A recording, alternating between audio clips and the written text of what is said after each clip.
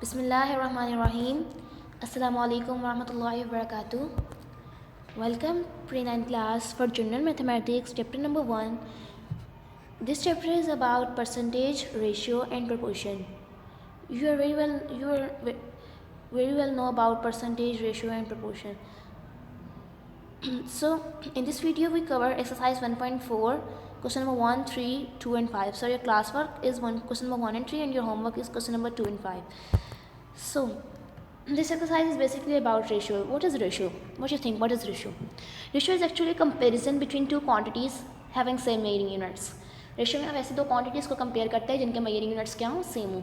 Means अगर आप potatoes को कंपेयर करें तो पोटैटोस के साथ ही कंपेयर करेंगे जस्ट बिकॉज ऑफ दैट कि पोटैटोस को हम केजी में मेजर करते हैं तो हम कहेंगे 2 kgs potatoes ratio 4 kgs potatoes, 2 kgs potatoes ratio 3 kgs potatoes.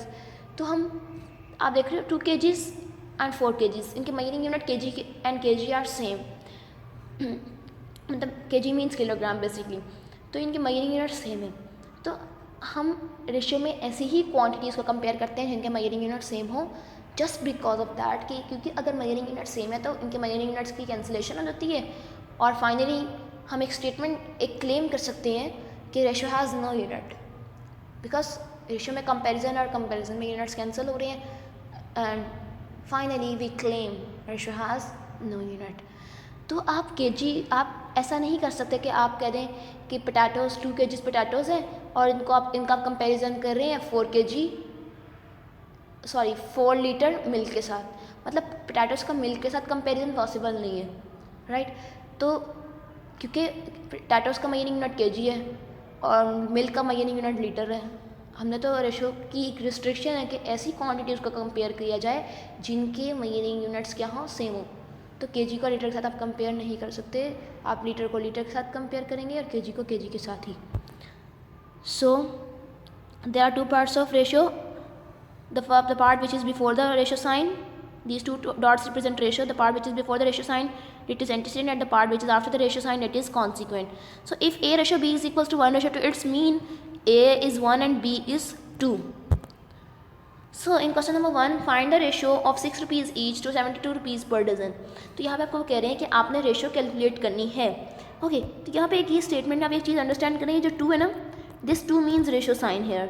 Okay, तो अब 2 से पहले वाला 6 rupees each, it is your antecedent and 2 represent ratio and 72 rupees per dozen represent your consequent. Okay, तो अब यहाँ पे क्या है कि आपने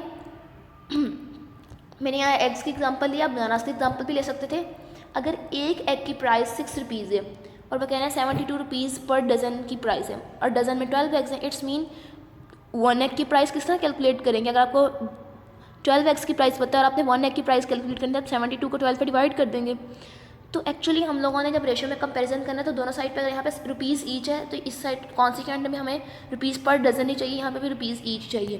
तो पहले हम 72 रुपीज़ पर डज़न को रुपीज़ ईच में कन्वर्ट करते हैं. मतलब रुपीज़ ईच का मतलब एक आइटम की प्राइस कैलकुलेट करते हैं.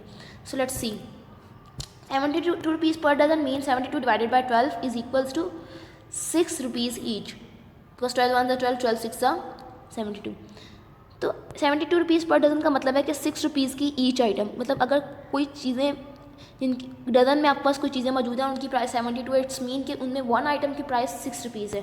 Got it. तो अब हम अपना कंपैरिजन करते हैं. जो आपके पास एंटीसीडेंट है 6 रुपीज़ ईच, इसको एंटीसीडेंट की प्लेस पे सब्सटीट्यूट करेंगे और 2 की प्लेस पे आप रेशियो साइन सब्सटीट्यूट करेंगे और 72 रुपीज़ पर डज़न की प्लेसमेंट पे आप 6 रुपीज़ ईच को सब्सटीट्यूट करेंगे. Let's see, 6 rupees each ratio 72 rupees per dozen means 6 rupees each ratio 6 rupees each. Cancellations, meaning unit same है, it's mean you got 6 ratio 6 and 6 1 the 6, 6 1 the 6. So you finally obtain 1 ratio 1. So it's the lowest form. इससे ज़्यादा lowest form में आप इसकी further cutting कर नहीं सकते. It's mean 1 ratio 1 is your answer.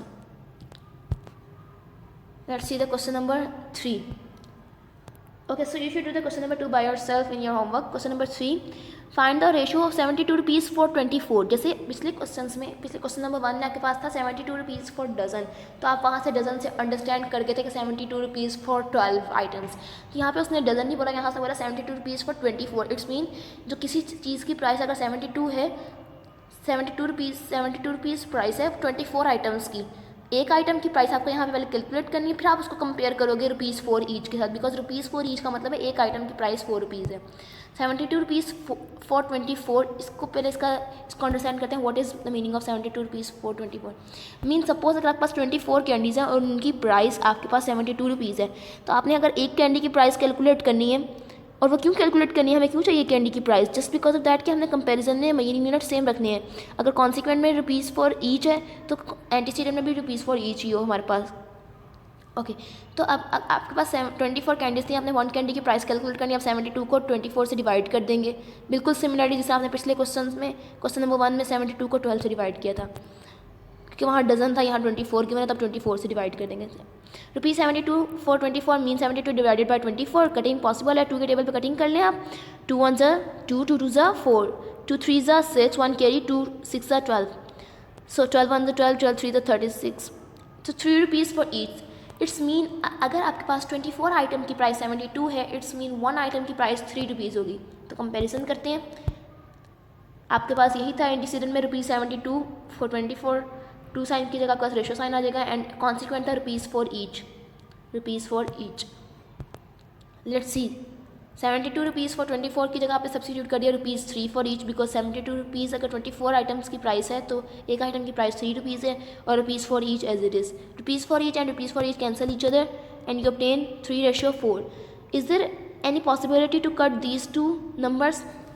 No, because 3 और 4 दोनों सेम टेबल पे कट नहीं होते। That's why 3:4 is your lowest form, and actually it is a ratio between ₹72 for 24 to ₹4 for each. It's your answer. So question number 5, question number 5 is in your homework, but मैं आपको एक छोटा सा hint देती हूँ, बाकी आप complete करिएगा इस क्वेश्चन नंबर 5 को। क्वेश्चन नंबर 5 में कहता है if A:B is equal to 2:3, it's mean A की वैल्यू 2 है और B की वैल्यू क्या है 3। तो आपने रेशो कैलकुलेट करनी है 6:A and 2:B। So as A:B is equal to 2:3 means A की वैल्यू 2 और B की वैल्यू 3 है। So 6A:2B, there is no sign between 6 and A, it's mean 6 and A are multiply with each other. If you know about the value of A, तो आपकी पास क्या हो जाएगा, A की वैल्यू और 6 भी आपस में क्या हो जाएंगे, मल्टीप्लाई हो जाएंगे। तो आप इस ब्रैकेट में A की वैल्यू 2 सब्सटीट्यूट कर दीजिएगा, 2 एज इट इज़, B की जगह B की वैल्यू सब्सटीट्यूट कर दें 3। तो 6 को 2 के साथ मल्टीप्लाई कर दीजिएगा, यहाँ पे 2 को 3 के साथ, तो फिर आपके पास कोई रेशियो में आंसर आएगा, उस आंसर को आपने लोएस्ट फॉर्म में कन्वर्ट करना है और फाइनली अपना आंसर कैलकुलेट कर लेनी है। तो so your homework is exercise 1.4 question number 2 and 5. Thank you so much.